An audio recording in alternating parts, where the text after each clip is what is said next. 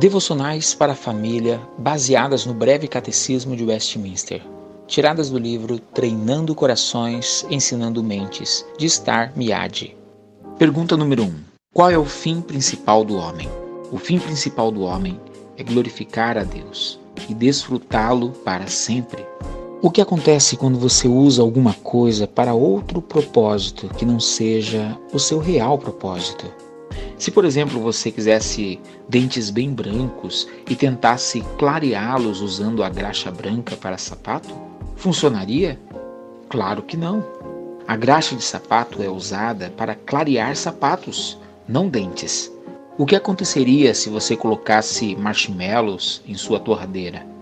Você faria uma bagunça enorme, porque torradeiras são feitas para torrar pães e não marshmallows. As coisas funcionam melhor quando você as usa para o fim que elas foram planejadas. Deus tinha um propósito em mente para os seres humanos quando Ele os criou. Deus projetou as pessoas para o conhecerem e se alegrarem nele. As rochas, as árvores e os gatinhos não podem alegrar-se em Deus, mas as pessoas podem. Salmos 16:11 nos diz: Tu me farás ver os caminhos da vida, na tua presença, a plenitude de alegria, na tua destra, delícias perpetuamente. Esse versículo, ele descreve a alegria e o prazer que as pessoas têm em Deus, quando elas vivem de acordo com o propósito que Deus tem para elas. Mas algumas pessoas vivem como se o seu propósito fosse divertir-se ou ganhar muito dinheiro. Pessoas assim nunca estão satisfeitas. Elas descobrem que a alegria de momentos divertidos ou de ter coisas novas logo desaparece. Isso acontece porque elas não estão vivendo de acordo com o propósito que Deus tem para elas. Quando vivemos para desfrutar de Deus, estamos fazendo o que Deus nos criou para fazer, e a nossa alegria nele será duradoura.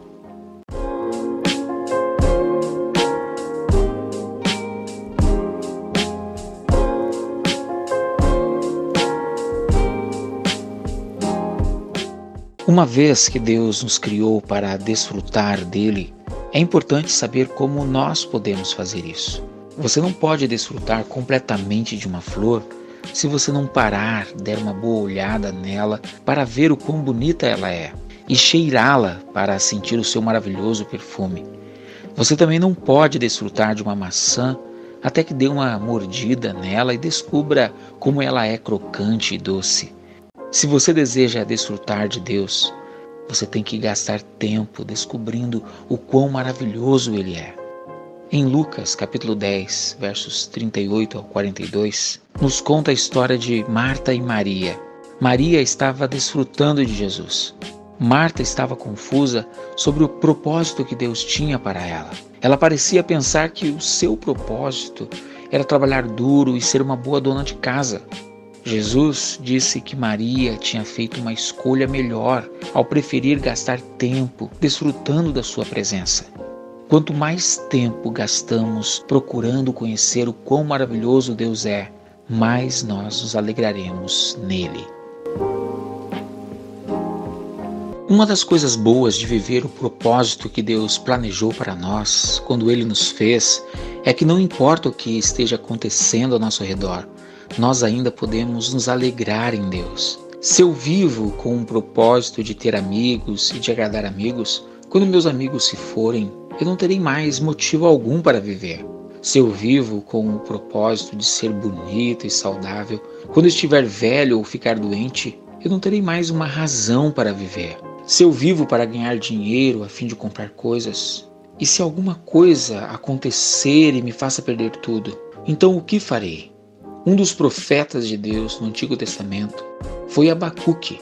Abacuque viveu em Jerusalém, onde ele e os seus vizinhos tinham casas confortáveis e viviam em paz. Abacuque viveu para desfrutar e glorificar a Deus. Seus vizinhos, contudo, viviam para agradar a si mesmos. Porque Abacuque era um profeta, Deus mostrou a ele o que aconteceria no futuro. Soldados inimigos iriam destruir Jerusalém em uma guerra. Eles queimariam suas casas confortáveis e Abacuque e os seus vizinhos seriam deixados sem nada. Claro que Abacuque não desejava perder tudo. Contudo, já que o seu propósito não era desfrutar das coisas, e sim desfrutar de Deus, ouça o que ele tem a dizer, lá em Abacuque capítulo 3, versos 17 e 18. Ainda que a figueira não floresça, nem haja fruto na vide, o produto da oliveira minta, e os campos não produzam mantimento, e as ovelhas sejam arrebatadas do aprisco, e nos currais não haja gado. Abacuque diz: todavia eu me alegro no Senhor e exulto no Deus da minha salvação.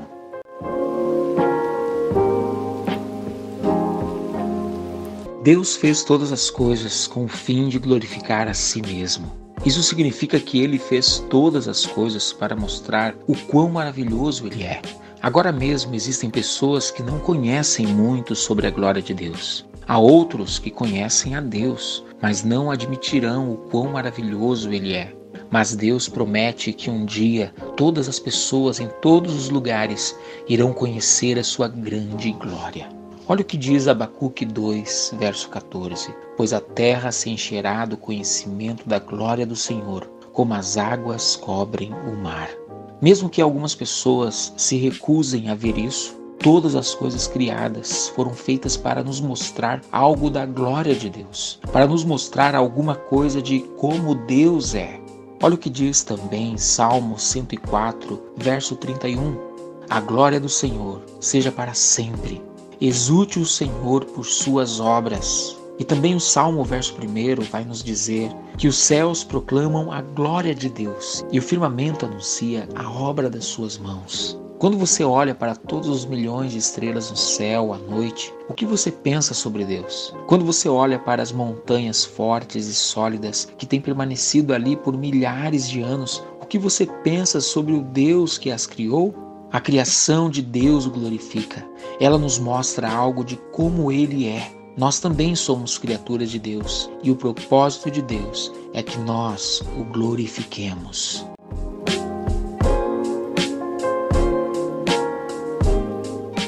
Quais são algumas das formas como nós podemos glorificar a Deus?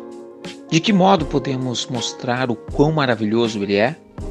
Uma dessas maneiras é adorar e louvar a Ele. Olha o que nos diz o Salmo 29, verso 2. Tributai ao Senhor a glória devida ao seu nome. Adorai o Senhor na beleza da santidade. Salmo 50, verso 23 também nos diz: o que me oferece sacrifício de ações de graças, esse me glorificará. Jesus diz que nós glorificamos a Deus fazendo boas obras. Deus é bom, amável e santo. Quando as nossas ações são boas, amáveis e santas, nós estamos mostrando para as pessoas como Deus é. Olha o que Mateus nos diz no capítulo 5, verso 16, registrando as palavras de Jesus. Assim brilhe também a vossa luz diante dos homens, para que vejam as vossas boas obras e glorifiquem a vosso Pai que estás nos céus. A Bíblia nos diz que tudo o que nós fizermos, mesmo as coisas mais simples e comuns, devemos fazer de uma maneira que glorifique a Deus. Por isso o apóstolo Paulo nos escreve em sua primeira carta aos Coríntios, capítulo 10, verso 31. Portanto, quer comais, quer bebais, ou façais qualquer outra coisa, fazei tudo para a glória de Deus.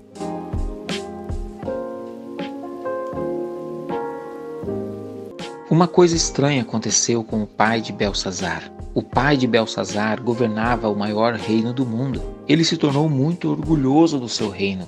Deus alertou ao pai de Belsazar que se ele não desse glória a Deus pelo seu reino, Deus iria tomar tudo dele. O pai de Belsazar continuou orgulhoso e, bem como Deus havia dito, o seu reino foi tirado dele por 7 anos. Não apenas isso, mas durante esses anos, o rei viveu basicamente como um animal. Ao final desses 7 anos, o pai de Belsazar recuperou a sua mente humana e o seu reino. Então ele deu glória a Deus. O pai de Belsazar, ao qual nós estamos falando, é o famoso e conhecido Nabucodonosor. Você poderia pensar que Belsazar aprendeu com o que tinha acontecido a seu pai. Você poderia pensar que ele tinha entendido que o propósito da vida não era satisfazer a si mesmo ou ser um grande rei, mas dar glória a Deus. Mas Belsazar não aprendeu. Quando ele se tornou rei, ele viveu para alegrar-se a si mesmo. Ele usou as taças de vinho do templo de Deus para embriagar-se. Certa noite, em uma das suas festas, uma mão apareceu do nada e escreveu na parede do palácio de Belsazar. Assustado, Belsazar buscou a Daniel, o profeta de Deus, para explicar qual o significado da inscrição. Daniel lembrou a Belsazar do que tinha acontecido com seu pai. Olha o que diz Daniel capítulo 5, verso 22 e 23. Tu, Belsazar, que és seu filho, não humilhaste o teu coração, ainda que sabias de tudo isto, e te levantaste contra o Senhor do céu, pois foram trazidos os utensílios da casa de Deus perante ti. E tu e os teus grandes e as tuas mulheres e as tuas concubinas bebeste vinho neles. Além disso, deste louvores aos deuses de prata, de ouro, de bronze, de ferro, de madeira e de pedra, que não veem, não ouvem, nem sabem, mas a Deus em cuja mão está a tua vida e todos os teus caminhos, a ele não glorificaste. Daniel disse essas palavras a Belsazar. Naquela mesma noite, soldados inimigos atacaram, matando Belsazar. Deus nos criou para glorificar a ele, não a nós mesmos.